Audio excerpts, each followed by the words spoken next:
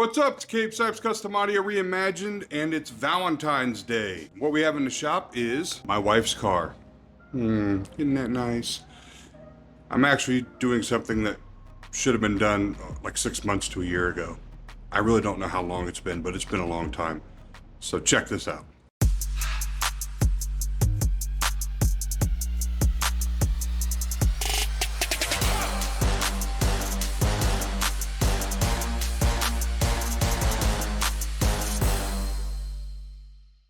So I don't know how long ago, 6 months, year, whatever, my buddy Jason Ewing came by the shop and he had this with him.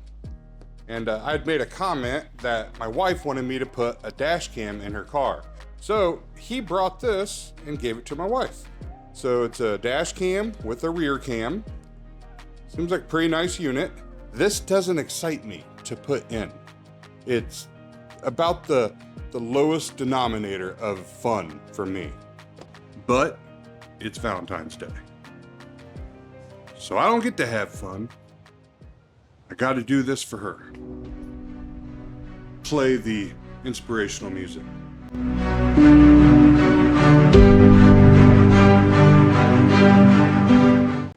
Now my wife's car is kind of special in that since I'm putting this on YouTube, I'm sure there'll be 50 million comments about, oh no, that's been done, that's been done, that's been done.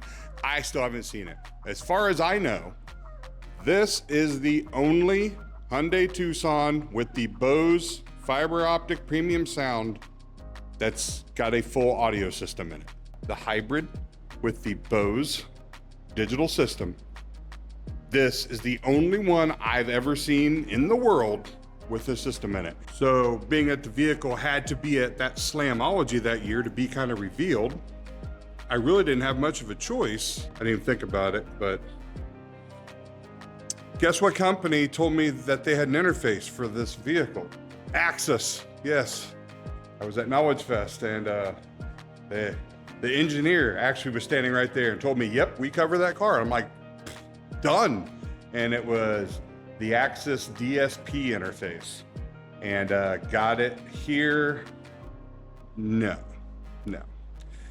Doesn't match, plugs didn't match, nothing matched. I called them and then they informed me that this vehicle apparently had a JBL premium sound option, and that's what it works for, but it won't work for the Bose.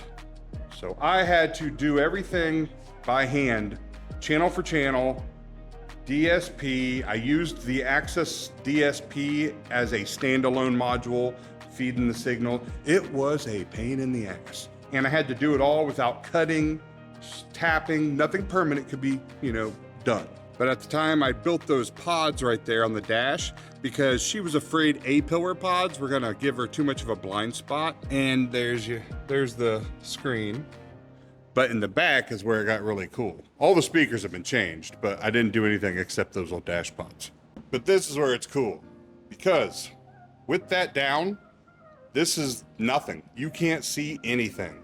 There is no audio system in here. It's 100% stock. You lose no cargo space. This is the perfect wife grocery getter system. Flip that up, amp rack and suede, 3 amplifiers. Look through the acrylic window, 2 8-inch subs ported through underneath the seat. So the wave goes under. There's actually like a big space like that.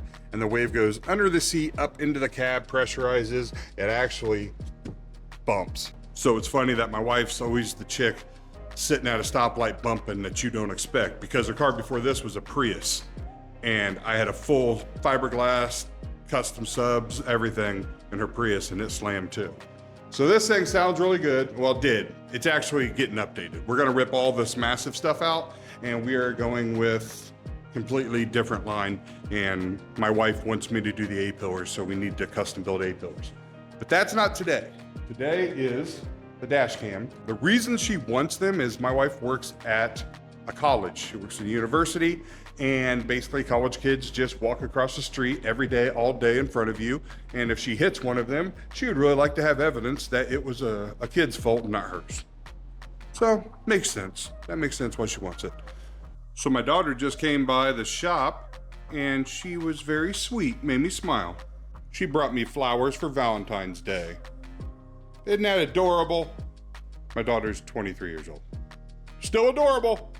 I got flowers. Using the power probe there and the fuse box up here, we've found switched. So accessory power, they actually have an ignition fuse. So I'll be using add a circuit. That'll be the ignition, and then there's obviously a constant in there, so we'll put another added circuit for the constant, and then we just need ground as far as the instructions say on this camera. Now this camera is kind of cool in that it has a very simple mounting system.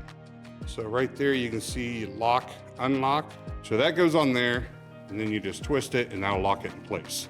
So as far as where I'm gonna mount it, the best place I have found is gonna be right in front of the plastic base of the rearview mirror. So the shroud around the rearview mirror, it just unsnaps, just pops right down. So we're going to mount the camera like right there. That'll be no blind spots, not gonna create any kind of issue. Should work out really well right there, but it's also can be turned and removed. So if she parks it somewhere where she thinks someone's gonna break in to steal it, that doesn't happen. Now I've also got the power. So the power wire is already ran, goes up through the headliner, down, and is right there coming into the car. Now I know you guys are loving all the really cool camera angles inside the car. You have to remember, old, fat, broken back. Now this is the piece that goes up there with the rearview mirror. We are gonna make a little modification to the teeth right there because I need the wire to come out because the camera's gonna be mounted right there in the windshield, and those are not fitting very well. So I'm gonna cut away 2 teeth so the wires can come through. There's her camera mounted there. Wires are going up through the, I only took out 1 little tooth. So wires are able to fit up there. And I guess it's not too bad. I'm not a huge fan of dash cams, honestly. For her, where she works, it makes sense. Then the rear camera, the wire is here. But now I need to unsnap all these snaps, pull this down, and I need to run the wire through that boot. Now, when you're taking off these rear trim, if you've never done one before, do it slow, right? I'm gonna teach you something here. It's a teaching moment. Pull it up.